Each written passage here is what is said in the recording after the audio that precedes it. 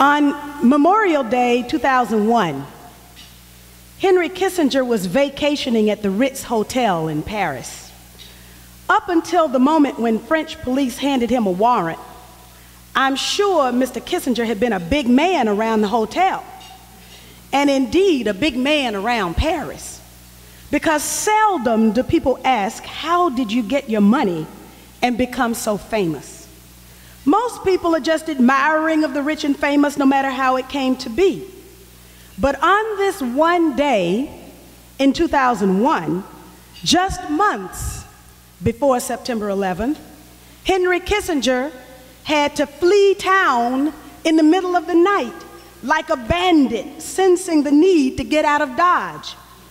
The police served Kissinger with a warrant requesting his testimony in the matter of disappeared French citizens in Pinochet's Chile. Kissinger has since been summoned as a witness by senior magistrates in Chile and Argentina who are investigating the international terrorist network that went under the name Operation Condor and that conducted assassinations, kidnappings, and bombings in several countries, including right here in the United States. Moreover, on September 10th, 2001, a civil suit was filed in Washington, D.C. federal court charging Kissinger with murder. The suit, brought by the survivors of General Rene Schneider of Chile, asserts that Kissinger gave the order for the elimination of this constitutional officer of a democratic country because he refused to endorse plans for a military coup. Every single document in the prosecution's case is a U.S. government declassified memo.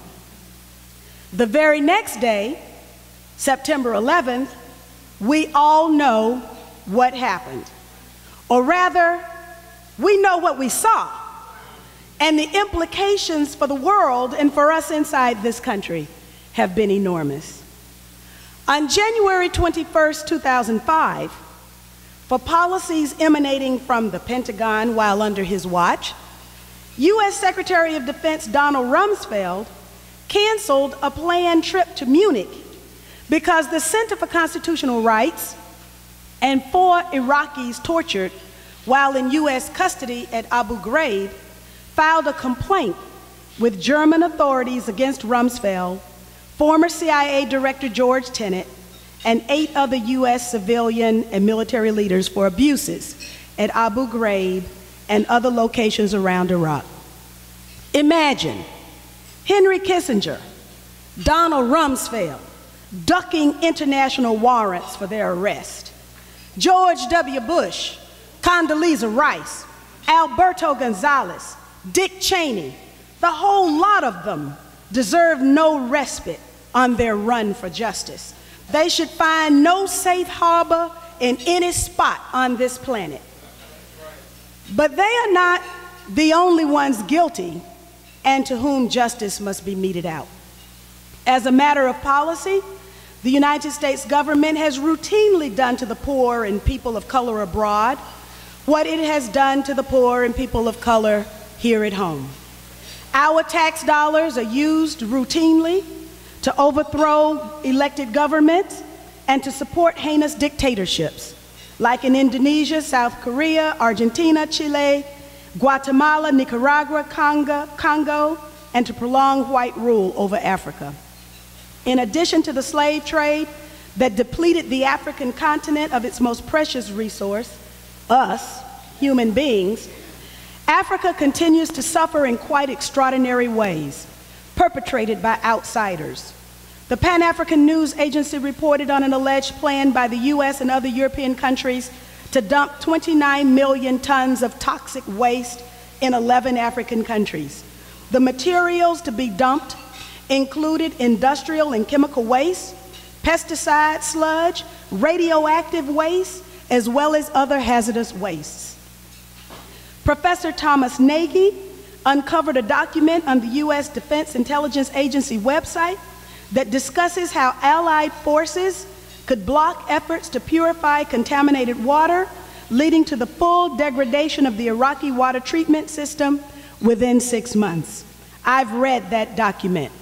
Seems the US planners didn't care that attacking the Iraqi public water supply flagrantly targets civilians and is a violation of the Geneva Convention and of the fundamental laws of civilized nations.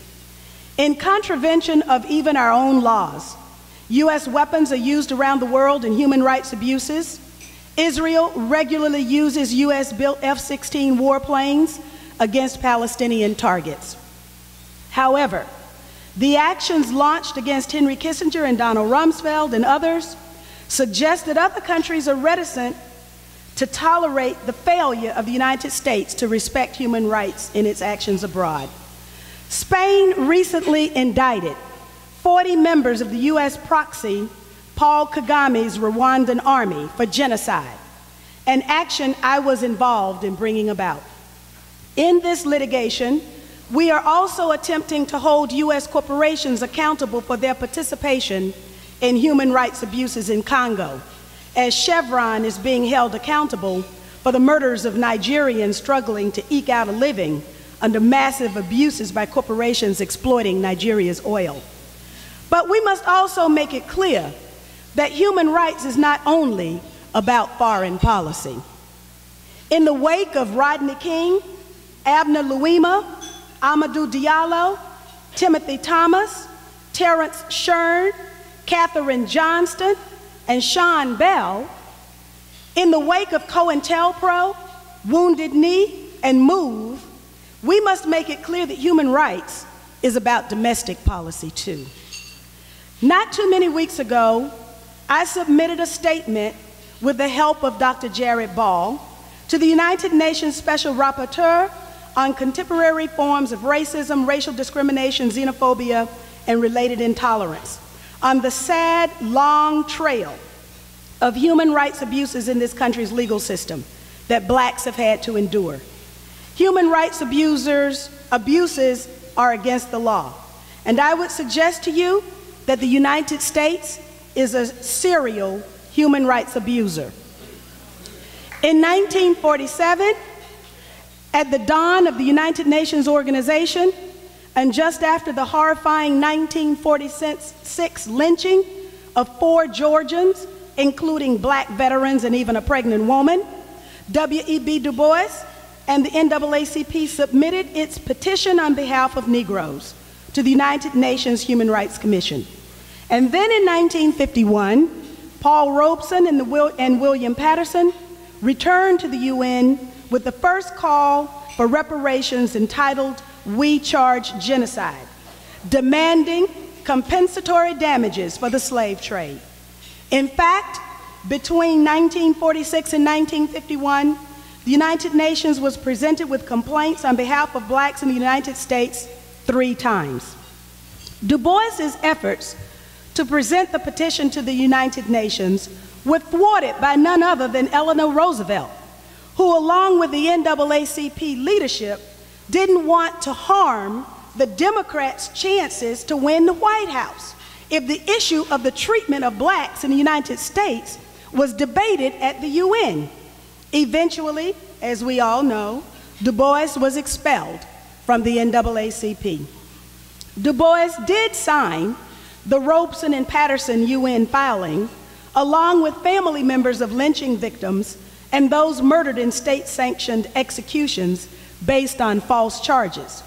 Robeson's petition concluded that the oppressed Negro citizens of the United States, segregated, discriminated against, and long the target of violence, suffer from genocide as the result of the consistent, conscious, unified policies of every branch of the government.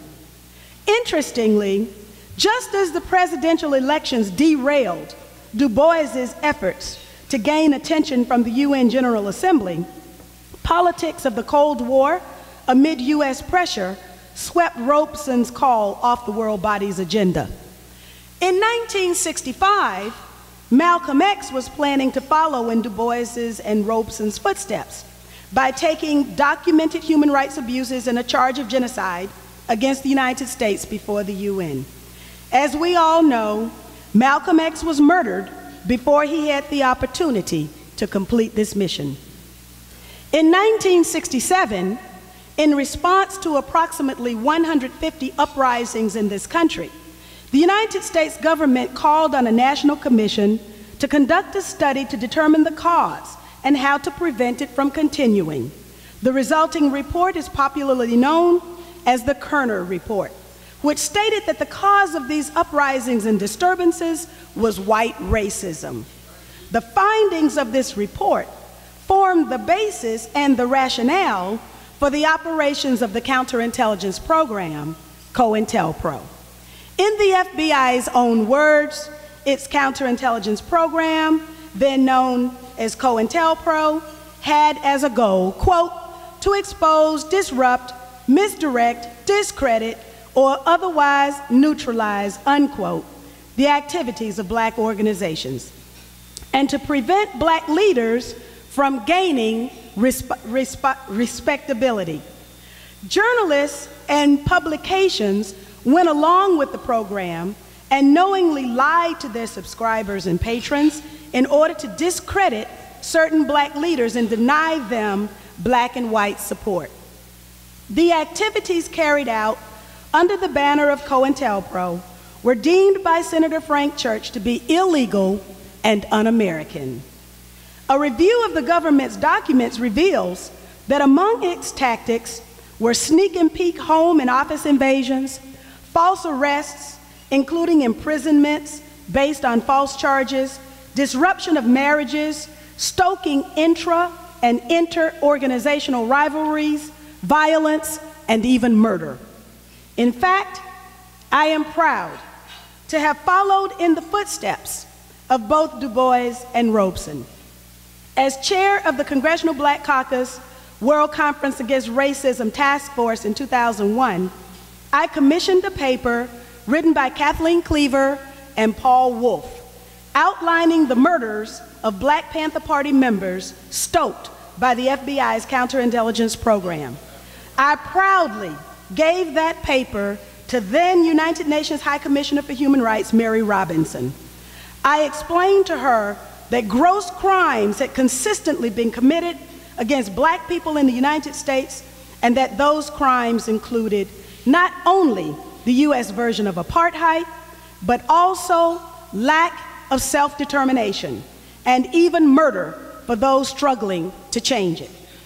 One can survey the various reports issued by organizations dedicated to the elimination of racial discrimination and its vestiges in our country. What they all tell us is that this country has a very long way to go before racial disparities are eliminated. Without a public policy intervention, 200 years, according to a Hull House report, to close the quality of life gap between blacks and whites in Chicago.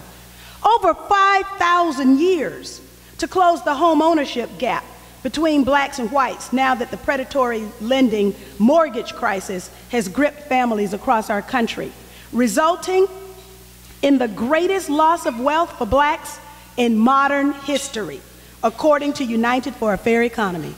No wonder in May of 2001, just months before our attention was riveted on the World Trade Center and the Pentagon, the United States got thrown off the United Nations Human Rights Commission. Our Department of Justice admits that blacks are more likely than whites to be pulled over by police, imprisoned, and put to death. And though blacks and whites have about the same rate of drug use, blacks are more likely to be arrested than whites and are more likely to receive longer prison sentences than whites. Government studies on health disparities confirm that blacks are less likely to receive surgery, transplants, and prescription drugs than whites. Physicians are less likely to prescribe appropriate treatment for blacks than for whites, and black scientists, physicians, and institutions are shut out of the funding stream to prevent or change this. Racial disparities in infant mortality are worse today than at the time of the murder of Dr. Martin Luther King Jr. Among other things, Hurricane Katrina exposed how the United States government still allows blacks to live and die. The objective of COINTELPRO was to keep the descendants of slaves ignorant, impoverished, divided, and powerless, unable to utilize political power and public policy to improve their objective conditions. From the COINTELPRO documents, we learn that as early as October 1919, J. Edgar Hoover was concerned about authentic black leaders who, quote, excited the Negroes. Those are his words, not mine. He goes on to lament the fact that Marcus Garvey had done nothing deportable, and that Garvey was a threat because he excited the Negroes. Marcus Garvey was first noticed by the United States government and then targeted by it, so that Garvey could never influence U.S. policies. Du Bois and Robeson were first noticed and then targeted by the United States government, so they could never influence U.S. politics. Malcolm X and members of the Nation of Islam were targeted by the United States government, so they could never influence U.S. politics. And the story is revealed in the government's own papers. In fact, Malcolm was murdered just as he was planning to submit documentation of human rights abuses and acts of genocide to the UN. Members of SCLC, Dr. King's organization, and Dr. King himself were targeted by our government. Members of SNCC, the Student Nonviolent Coordinating Committee, were targeted by our government. U.S. documents reveal that military intelligence spied on black leaders before World War II, up to the assassinations of Malcolm X and Dr. King, and since, including political rappers and community organizers. In 1968, 1 month before the murder of Dr. King, the FBI spelled out its mission in this COINTELPRO program. When certain actors decide to select the leadership for blacks rather than allowing them to select their own leaders, that is a denial of self-determination. Rolling back enforcement provisions of the Civil Rights and Voting Rights Acts, as has been done by successive Supreme Court decisions, is a denial of self-determination. Failing to make political representation meaningful is a denial of self-determination. Meaningful political representation presses for policy results that address the statistics of disparity that plague just about every aspect of black life in this country. COINTELPRO's architects wrote that they wanted to deny black nationalist leaders any sympathy from whites, and they targeted our youth so that young blacks would never adhere to a black nationalist ideology. That was point number 5 on the original founding document of the COINTELPRO operation, and I believe is the underlying rationale of the law enforcement surveillance that accompanies potentially political, cultural icons, including today's young hip-hop artists. We shouldn't be surprised then that the media complex promote 50 Cent, but refuse to play the conscious music of Dead Prez, Nappy Roots, Talib Kweli, Mos Def, Immortal Technique, and others. The cumulative effect of all of this is that self-determination is being denied to the descendants of slaves inside this country. Not only that, it's genocide. The elimination in whole or in part of a people, including their culture. Robeson was right, and I too charge genocide. And in the context of the United States, Native Americans are also victims of genocide. In his last public address, Dr. Martin Luther King Jr. exclaimed that he was glad to be living at the end of the 20th century. He said, quote, "Something is happening in our world that men and women are demanding to be free." At the dawn of the 21st century, I too can say, something is happening in our world. The world's marginalized, exploited, and dispossessed have decided to defy imperial domination.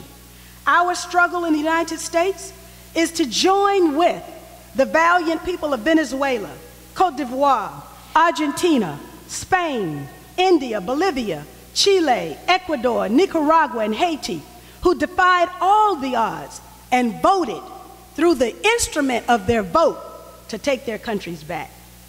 In the 1960s, an idealistic young Berkeley, California student admonished the young activists of his day to put their entire bodies against the gears and the levers and the wheels of the machine and say to the owners, if you don't stop it, we will stop your machine.